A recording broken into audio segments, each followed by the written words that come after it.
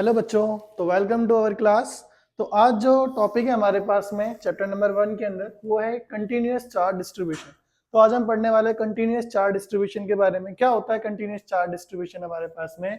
The region in which charges are closely spaced. ऐसा region जहां क्या हो, चार्जेस क्या हो, क्लोजली स्पेस्ड हो। ठीक है, तो वो हमारे पास में क्या होता है, कंटिन्यूअस चार्ज डिस्ट्रीब्यूशन होता है। जैसे कि मान लो, या अपन ऐसे भी कह सकते हैं कि किसी सरफेस के ऊपर जो चार्जेस कैसे हो, कंटिन्यूसली डिस्ट्रीब्यूटेड हो, वो क्या है हमारे पास में, कंटिन्यूअस चार्ज डिस्ट्रीब्यूशन। तो कंटिन्यूअस चार्ज डिस्ट्रीब्यूशन हमारे पास में 3 टाइप्स का होता है। कौन कौन से टाइप्स है वो देखते हैं इसके अंदर हम। तो सबसे पहले हमारे पास में आता है लीनियर चार्ज डिस्ट्रीब्यूशन। क्या आता है हमारे पास में? Linear charge distribution.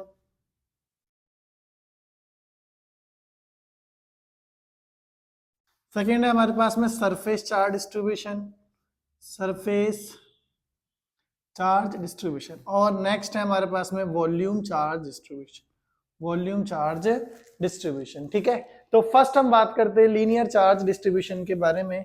तो लीनियर चार्ज का मतलब क्या है बेटा? जैसे कि कोई वायर, क्या एज्यूम करा हमने, कोई वायर है हमारे पास में, ये क्या हो गया, कोई वायर। इसमें क्या है, इस पूरे वायर के अलोंग क्या है, कोई चार्ज क्या है, कंटिन्यूसली क्या है, इस पे इस तरीके से डिस्ट्रीब्यूट हो रहा है। मैंने माना कोई ये क्या है, कोई चार्ज क्या है, कंटिन्यूसली क्या हो रहा है, डिस्ट्रीब्यूट हो रहा है। यही क्या है हमारे पास में, कंटिन्यूअस चार्ज डिस्ट्रीब्यूशन। ठीक है, तो इसको हम किससे पढ़ते हैं? इसको हम पढ़ते हैं in the term of linear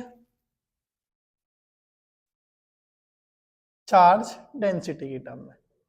linear charge density क्या होता है? लीनियर चार्ज डेंसिटी, अगर मैंने क्या कहा, ये क्या है, इसकी कुछ ना कुछ लेंथ होगी। वायर जरूरी है वायर स्ट्रेट हो, स्ट्रेट भी हो सकता है हमारे पास में, कर्व्ड भी हो सकता है, बट अलोंग द लेंथ बात करेंगे।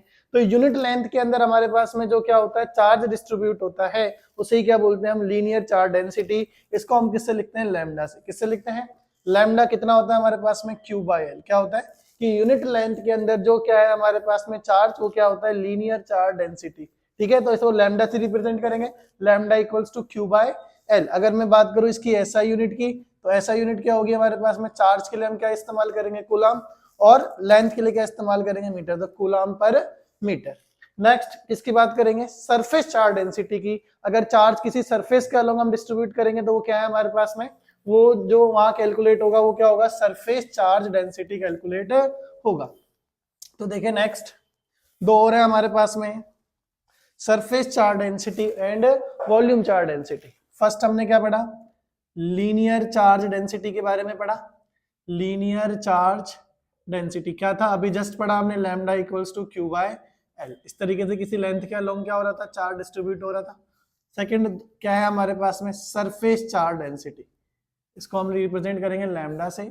Surface charge density, surface charge density को हम दिखाते हैं किससे? सिग्मा से दिखाते हैं।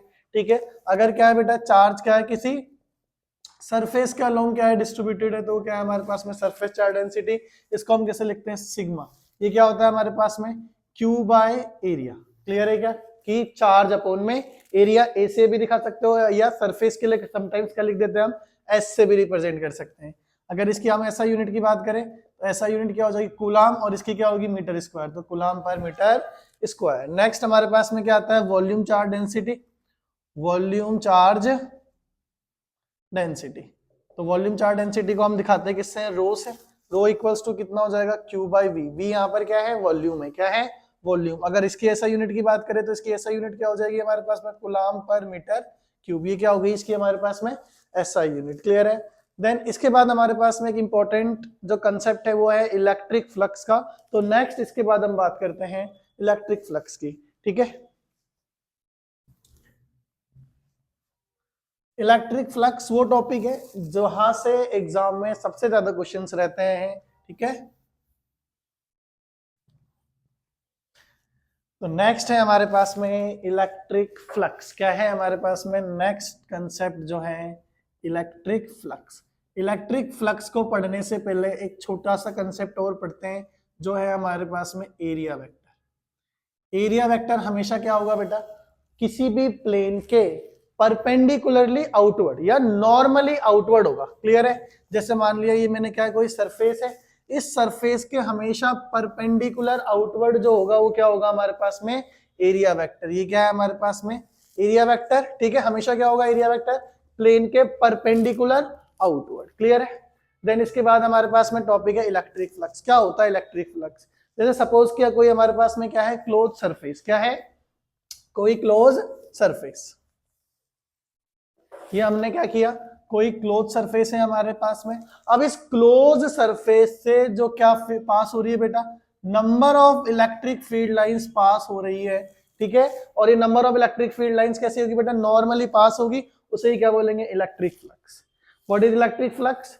The total number of electric field lines passing normally through a close surface is called electric flux. Clear है? ये क्या हो गया हमारे पास में, ई वेक्टर। ये क्या है हमारे पास में, इलेक्ट्रिक फील्ड की डायरेक्शन है।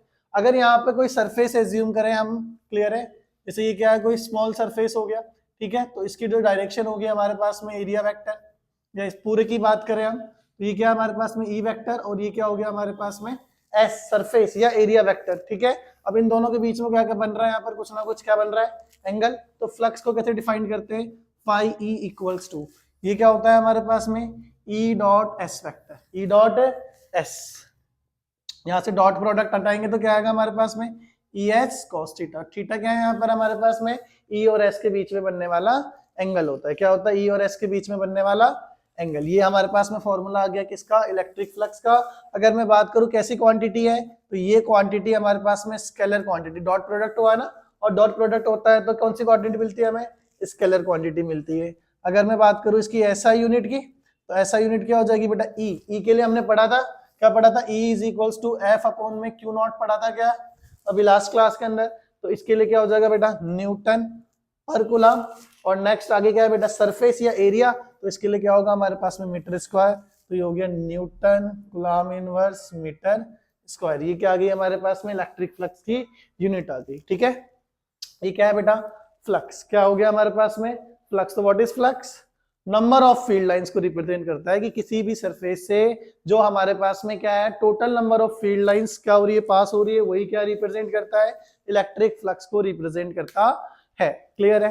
देन अब इसके आगे जो हमारे पास में फॉर्मूला वो क्या हो गया, ई डॉट एस। अगर समटाइम्स टोटल इलेक्ट्रिक फ्लक्स चाहिएगा, टोटल फ्लक्स, तो टोटल फ्लक्स को हम ऐसे भी डिफाइन कर सकते हैं कि किसी भी सरफेस से जो लिंक टोटल फ्लक्स है, वो टोटल फ्लक्स कितना हो जाएगा हमारे पास में, phi E equals to integration, surface close है तो यहाँ पर क्या कर देंगे, क्लोज इंट्रीगेशन।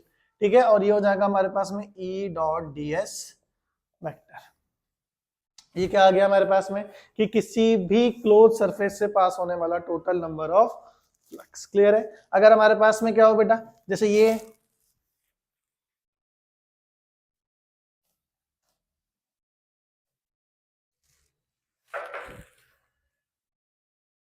जैसे ये क्या हो गया हमारे पास में, कोई सरफेस हो गया, क्या हो गया हमारे पास में, कोई सरफेस। इससे क्या है बेटा, total number of electric field lines पास हो रही है। ठीक है, और इसी डायरेक्शन में हमारे पास में क्या हो गया, इसका एरिया वेक्टर हो गया। ठीक है, तो दोनों सेम डायरेक्शन के अंदर हो गए, तो एंगल कितना हो गया, जीरो। फाई कितना हो गया हमारे पास में, ई ए कॉस जीरो। कॉस जीरो कितना होता है, 1, तो फाई कितना आ गया हमारे पास में, ई ए या ई एस। ई की जगह हम क्या लिख सकते हैं, एस भी लिख सकते हैं। क्लियर है बेटा? ये क्या हो गया हमारे पास में, इलेक्ट्रिक फ्लक्स। ठीक है, अब इसके बाद जो नेक्स्ट है टॉपिक, वो हमारे पास में गाउस लॉ। किसकी बात करेंगे, गाउस लॉ की बात करेंगे। तो देखें,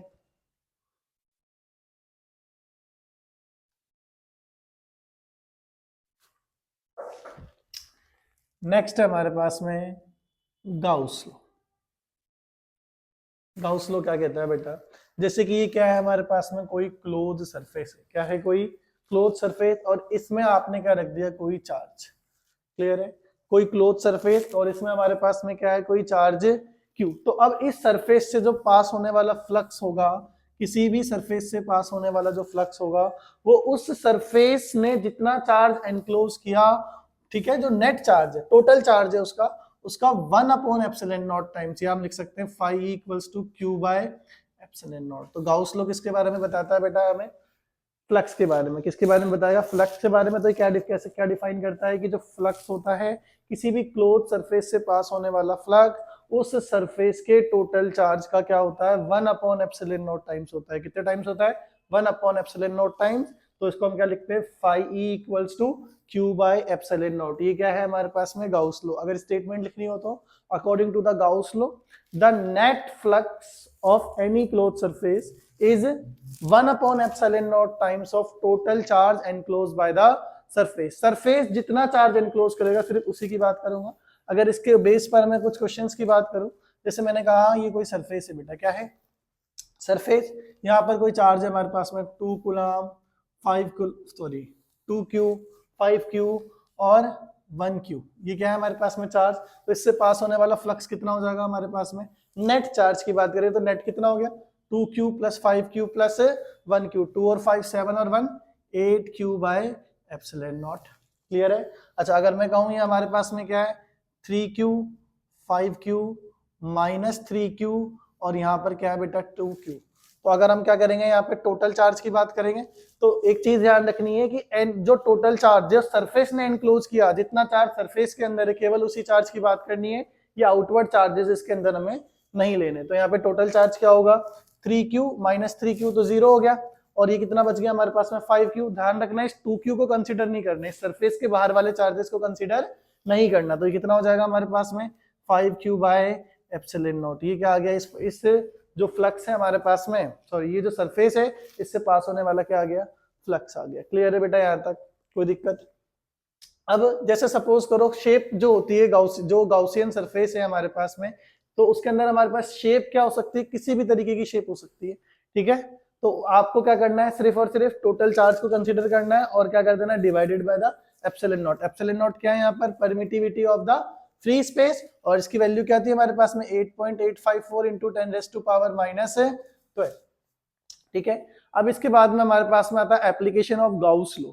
ठीक है, तो जो हमारे पास कोर्स में वो कितनी एप्लीकेशन है गाउस लॉ की, 3 एप्लीकेशन है, तो आज उसकी बात करेंगे अपन। ठीक है,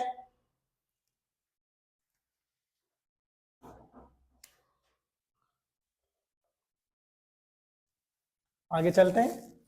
तो एप्लीकेशन है हमारे पास में नेक्स्ट गाउस लॉ की, लेकिन उससे पहले क्या करेंगे बेटा इस गाउस लॉ को प्रूव करते हैं। क्या करते हैं इस गाउस लॉ को प्रूव करते हैं।